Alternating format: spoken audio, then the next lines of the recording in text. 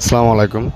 আমার হাতে আছে এখন মোটরোলা G84। তো আমরা এটা গ্লাস চেঞ্জ করবো। এটা টাচে প্রবলেম আছে, কাস্টমারকে বলা হয়, উনি বললো যে যেভাবে আছে সেভাবে সেবাটা করে দেওয়ার জন্য, যদি টাচে কাজ করে জাস্ট ওনাকে সান্ত্বনা দেওয়ার জন্য। তো গ্লাসটা বেশি ফাটার কারণে আমরা উপরে ট্যাপ লাগিয়ে নিলাম, আর উপরে যেহেতু বেশি ভাঙা তাই আমরা মেশিনে এটা উল্টো বসাই এবং নিচে থেকে এটা সেপারেট করবো। তো আপনারা দেখতেছেন এটা পেপার ডিসপ্লে, এটা এতটাই পাতলা যে এটা তারটা আমরা কীভাবে টানতেছি পুরোটা এখানে দেখা যাচ্ছে।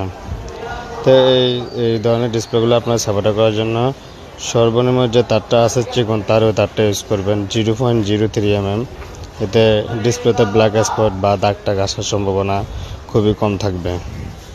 তো এটা গ্লাসটা কাটা শেষ, উপরে একটু বেশি ছিল, ওইটা আমরা কেটে ফেললাম। এখন এটা চেক দিচ্ছি এটা ঠিক আছে কিনা দেখার জন্য চেক করলাম। তো দেখতেছি ডিসপ্লেটা ঠিক আছে। তো এরপর আমরা এটা একটু ভালো করে চেক করে নিচ্ছি।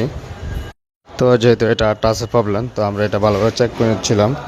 এবং চেক করার পর আমরা এটাতে যে বাউলগুলো ছিল বাউলগুলো ক্লিন করে নিচ্ছি। আমরা অকটেন আর যে একটা ফোম আছে মার্কেটে, এটা অ্যাভেলেবেল পাওয়া যায়, এটা দিয়ে পরিষ্কার করতে একদম স্মুথলি পরিষ্কার হয়। তো এরপর আমরা আবার একটা চেক দিলাম যে টাচের প্রবলেম আছে, এটা হবে না।